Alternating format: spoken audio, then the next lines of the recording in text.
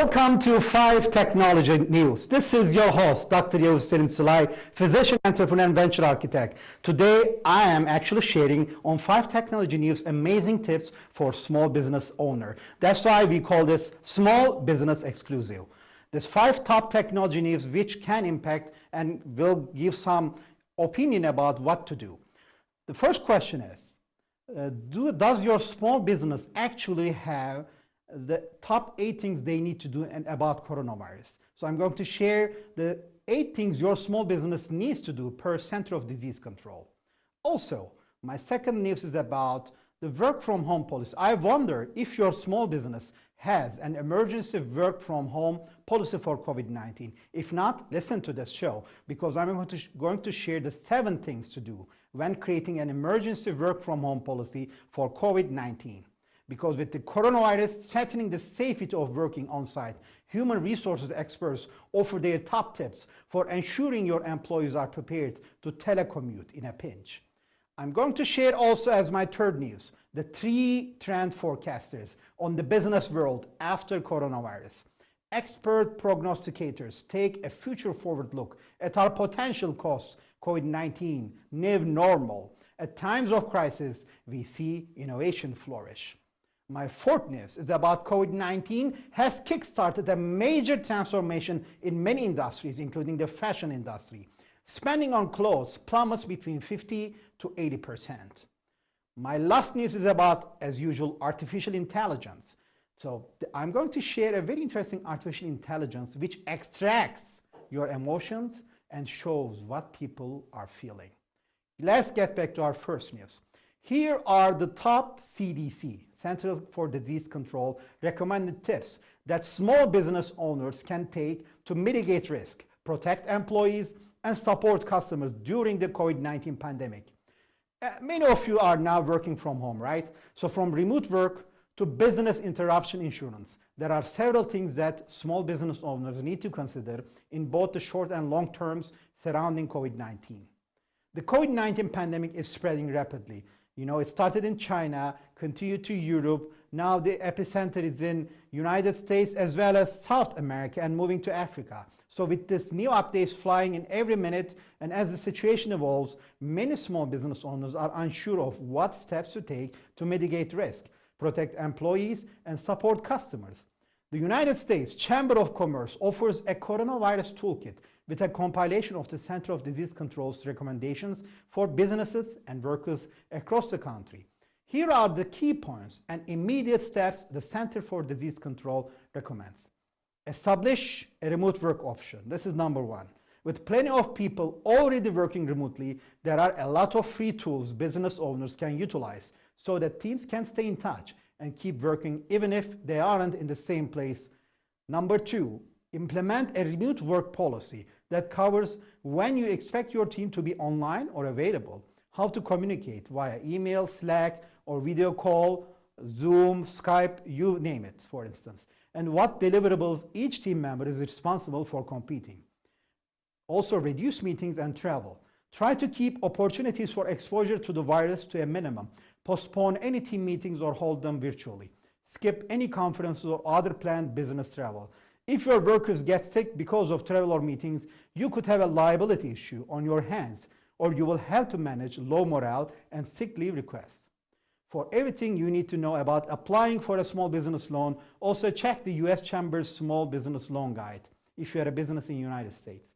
Give employees flexibility. Schools across the country are closing, as you know, and as are offices, stores, businesses, and commercial centers. With the country slowly moving toward the total lockdown, you will need to be flexible with the lockdown and then the reopening. And by being flexible, you need to be flexible with your employees' time as well. Some team members may have to leave unexpectedly if their child's daycare closes. Others may have students who come home from school for spring break and aren't able to return. So try to be as understanding as possible when something comes up and have a contingency plan in case you suddenly become short-staffed. Communicate transparently with your customers. Everyone is facing this crisis together, so be transparent about what your business is going through. Customers can empathize with brands facing a crisis as long as you communicate with them properly. As Harvard Business Review reports, when customers are separated from the work that's being done behind the scenes to serve them, they appreciate the service less and then they value the service less. So describe the steps you're taking to mitigate risk and give them insight into the steps you're taking to help the community. Keep your employees and your customers safe by being as proactive as possible about cleanliness. Be obsessive about hygiene. Stop the spread of the virus by following these health and safety tips from the Center of Disease Control. No handshakes. Use something else. Use a non-contact method for greetings. Like this, like this. Wash your hands. Employees should wash their hands when they arrive and every time they enter the premises, as well as frequently throughout the day. Try not to touch your face and remind employees to do the same. Constantly and regularly. Disinfect surfaces, including doorknobs, handrails, the POC system, tables, and desks. Keep your employees and your customers safe by being as proactive as possible about cleanliness. Shift your sales strategy to online. Chinese companies, forced to confront the reality of coronavirus shutdowns before most of the world, including the American companies, provide a blueprint for weathering this storm. As storefronts shuttered their doors and workers stayed in place, savvy business owners shifted their sales strategy to avoid heavy losses.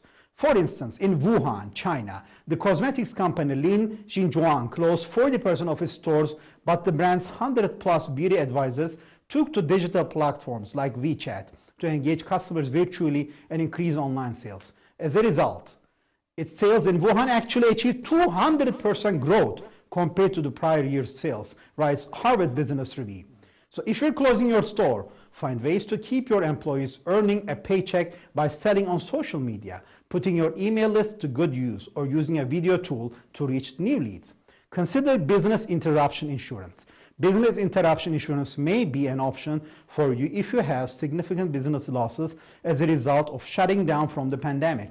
Ask your insurance broker about the business interruption insurance to cover unexpected major events and see what qualifies for coverage. It may not cover this emergency, but you'll be better prepared for the next time your business suffers similar economic losses, reports USA Today. Also, plan for the long term. Though China and other economies are already starting to recover, the spread of the coronavirus is still extending throughout the world, creating a ripple effect that will impact us for some time. As reported in Small Biz Trends, 27% of businesses expect that the coronavirus to have a moderate to high impact on their revenue. Another 30% expect the virus to have a moderate to high impact on their supply chain. Speak to your suppliers, investors, partners, and local officials on a daily basis to learn how you can start to implement safeguards that will help you stay above the red while officials work to contain COVID-19. It might be a while until your small business gets back to business as usual. Ladies and gentlemen, my second news is about the work from home policy. Does your company have an emergency work from home policy for COVID-19? Here are the 7 things to do when creating an emergency work from home policy for COVID-19. With the coronavirus threatening the safety of working on site, HR experts offer their top tips for ensuring your employees are prepared to telecommute in a pinch. As the coronavirus incites fear and anxiety across the nation, major companies such as Google, Apple, and Microsoft are making headlines for encouraging employees to work from home due to concerns about the virus spreading.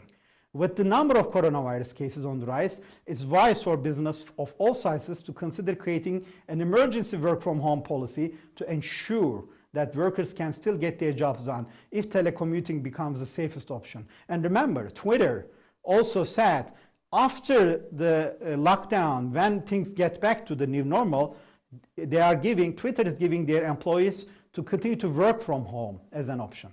So recently, a handful of HR experts talked about how to create a telecommuting policy for unexpected events such as the current outbreak. Here is what they had to say. Number 1, ask for input. When drafting an emergency work from home policy, start by discussing the details with your managers. It's a good idea to draw input from the managers in all the different departments in your business, since they know the job best, said Adam Kelly, founder and principal consultant for ARC Human Capital LLC in Vienna, Virginia. Never underestimate the value of collaboration. Once you have spoken to your managers, you can then consider taking suggestions from your other employees. There might be something that a specific employee does in their job that you're not thinking about, or you haven't considered that they need a specific tool, said Patty Dunham, Director of HR Solutions for Strategic HR Inc. in Cincinnati. It can be helpful to get input from everybody. Check equipment. This is number 2. Check equipment. For business operations to run as smoothly as possible off-site, you'll need to make sure your employees have the right equipment, such as laptops, chargers, headsets, monitors, phones, and possibly even fax machines and printers. If they don't have what they need, ask yourself if you're willing to purchase it and how much you're willing to spend, said Dunham. Or if you have a storage closet in the office with extra equipment, you might want to consider pulling from that. Offer remote working tools. This is number 3. Will your employees be able to access shared drives and shared files from home? If not, it's time to have a chat with your IT person to make sure everyone is set up with that capability. It's also smart to give employees access to group communication tools with video conferencing capabilities such as Google Hangouts, GoToMeeting, Slack, Zoom, and Microsoft Teams. Consider offering training so that everyone is comfortable using whichever tool you choose. If you normally have mandatory core working hours, be sure to include those in your telecommuting policy. Define expectations. Although working from home might offer an exciting dose of freedom for your employees, it shouldn't be a free-for-all. If you normally have mandatory core working hours, be sure to include those in your telecommuting policy, said Callie. The same goes for any cloud-based timekeeping system you may already use. If you don't have a formal timekeeping system in place, you might consider asking employees to log their time in a spreadsheet, and you can ask managers to schedule calls with employees to make sure they are staying productive. Our other top point is prioritize security. Be sure to let employees know how you expect them to keep information secure when working offsite. It's critical to set clear expectations for private and public internet connections, the storage of both hard copy and digital files, privacy when speaking about confidential matters on the phone, and any issue that could expose the company to undue risk, said James Klein, the CEO of Inspire Human Resources in New York. It's also a good idea to make sure employees have up-to-date antivirus software.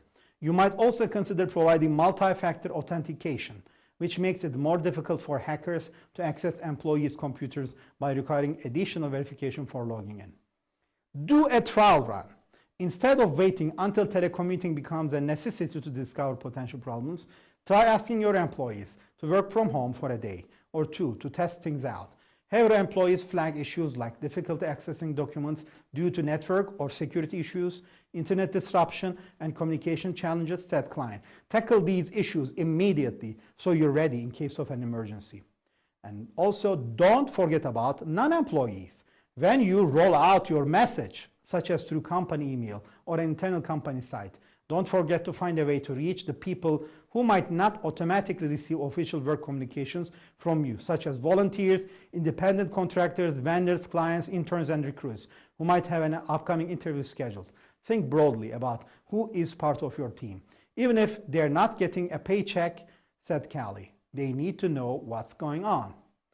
My third news is about the 3 trend forecasters on the business world after COVID-19. Expert prognosticators take a future-forward look at the potential cost of COVID-19 new normal. At times of crisis, we see innovation flourish. From a shift towards digital lifestyles to a boost in technological innovation, these trend forecasts shed some light on what's to be expected following the coronavirus pandemic. As the world experiences an unprecedented global health crisis, maybe bigger than the Great Depression, businesses in nearly every consumer category have ground to a halt, facing an uncertain future that could look a lot different than anyone expected. Consumer behaviors stand to shift dramatically, influenced by untold weeks of a combination of social isolation, shopping online, working from home, and not working at all. To understand the scope and scale of these effects, we spoke to 3 top trend forecasters for their insight into the brave new world that awaits us post-COVID-19. Here are their top predictions. This crisis is forcing anything which can digitize to digitize.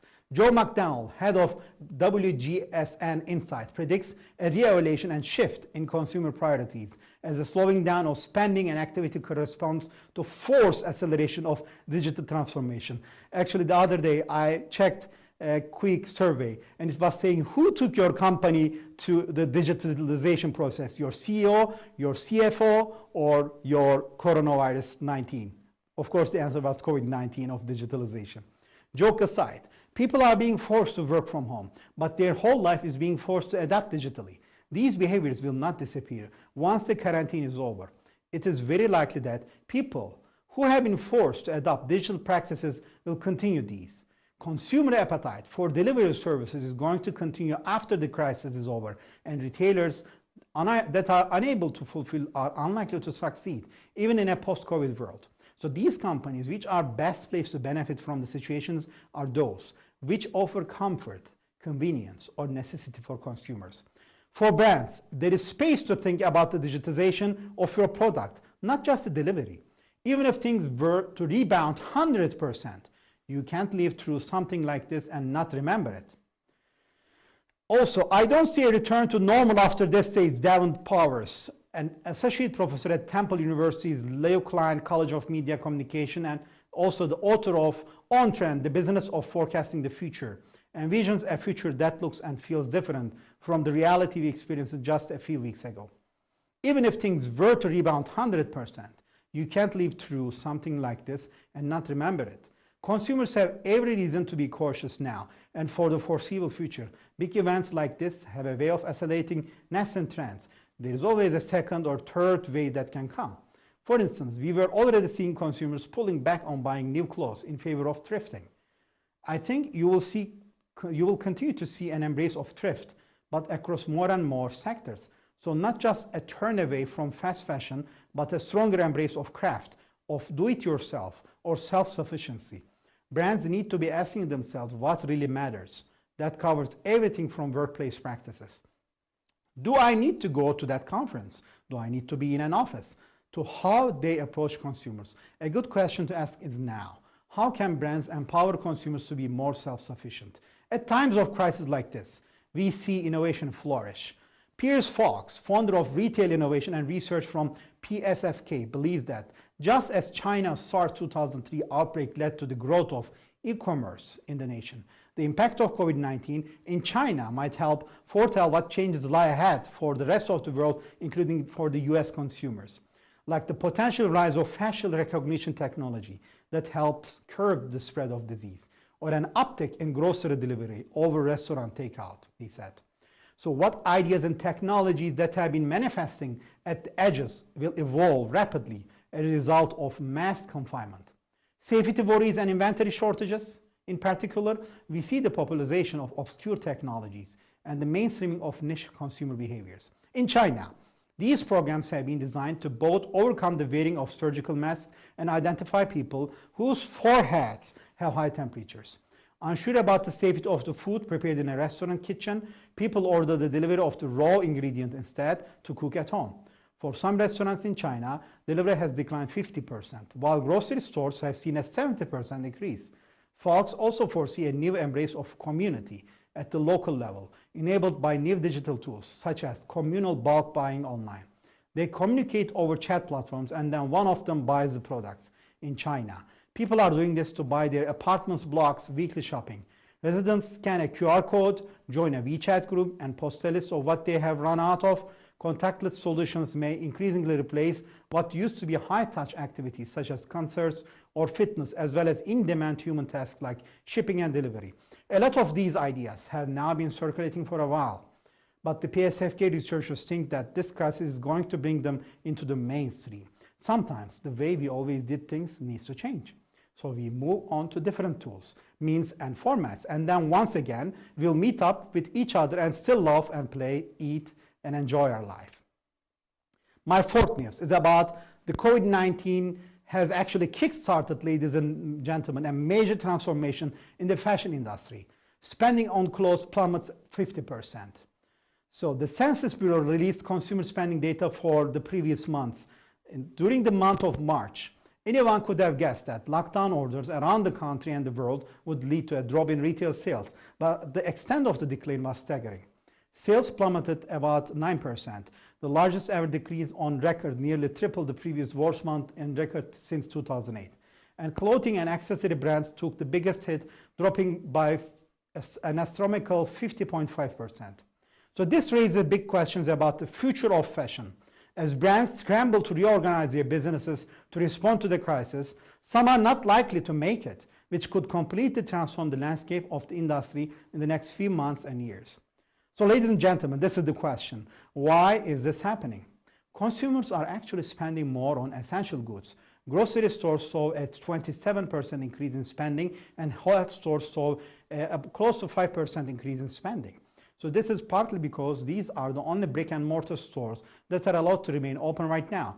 But it is also because consumers are worried about spending money unnecessarily with a significant recession looming on the horizon. Across the board, sectors that rely on discretionary spending have seen declines. There is a lot of uncertainty and anxiety about the future, says Andrew Litzman, the principal analyst at the research firm eMarketer. People are shifting their spending to focus on the things they really need and cutting their budgets on less essential goods. But the coronavirus lockdown has changed our lifestyles in ways that make buying new clothes particularly irrelevant. Since people are finding ways to fill their time at home, hobby shops and bookstores have not been as badly hit, with a 23% decline, and home furnishings and furniture stores have seen only a 27% decline. Perhaps because some people are spending money on making their homes more livable. Lipsman says that categories of apparel that are designed to be worn in public settings, like workwear or formal wear, have been hit harder than brands that focus on clothes we wear at home, like loungewear. And accessories, brands that focus on travel, have also seen revenues tank. Away, for instance, reported sales decline of 90%. That's just really unfortunate consequence of the travel restrictions we are facing. Also suffering are brands that have large fleets of brick and mortar stores, according to Jordan Elkind, the vice president of product marketing at Amperity, a firm that analyzes brands' consumer data. Digitally native brands, which have always relied on the internet to engage customers, are weathering the storm better than brands that still relied heavily on customers coming into stores. And based on the recent data, his company has collected about a wide range of brands. More than 250,000 stores have temporarily shuttered since March, and the number increases very fast. Many apparel brands are currently offering big promotions and discounts to generate revenue and clear their inventory. Elkind assumed that the people most likely to buy clothes during these sales would be millennial professionals, but his data tells another story. He has found that it's customers over the 60 that have been most likely to spend on fashion items. And one hypothesis brands have is that these young professionals also have young children, so they don't have a lot of time to spend online shopping right now, he says. But this is also revealing that older consumers are more comfortable shopping online than previously thought. So let's get to the future of fashion. So what can we expect going forward? In the short term, analysts believe that consumer spending on fashion is going to decline even further if lockdown continues to June, July, August, and unemployment figures keep rising. Brands that are able to sell online will lose less revenue than their counterparts that operate largely in brick and mortar stores. But the bleeding is not likely to stop in the next few months, and even being digitally native is no guarantee of survival. Many direct-to-consumer brands are suffering too, and people are going to put their stimulus checks toward their essential goods, like groceries and credit card payments. They won't be buying new clothes. So in the longer term, this extended period of disruption could completely change the fashion landscape. And according to Coresight Research, which collects data about the retail sector, expects 15,000 stores to close permanently as a result of the crisis, which could force some brands into bankruptcy, like JCPenney. We don't expect things to be normal for at least a year, perhaps longer. Some brands will just not be able to make it through this period of extended decline in sales. So this is the time of transformation that was already underway in the world of brick and mortar retail. For years, there has been talk of a retail apocalypse as consumer escaped stores in favor of shopping online. That led many brands to move into experiential retail, creating in-store events and activities to lure patrons while doubling down on digital experiences. Many apparel companies were already in the process of rethinking their retail strategy or actively working on it. So this is going to force them to transition even more quickly to become more digital. And those that cannot make the leap will just not survive. Whether or not a brand is able to survive depends on some idiosyncratic factors. This includes what particular kind of product it makes. Like suitcase brand, Away, has been harder hit than sneaker brand, Allbirds, for instance. It also depends on whether the brand has cash reserves on hand to keep the lights on in the midst of a sales decline. But ultimately, industrialists believe that the DTC approach, that is having a direct relationship with your customer, largely nurtured on the internet, is likely to endure once the crisis is over. So the DTC brands that do survive have much the potential to become much more successful in the aftermath of the coronavirus crisis, because many of their competitors will have gone under.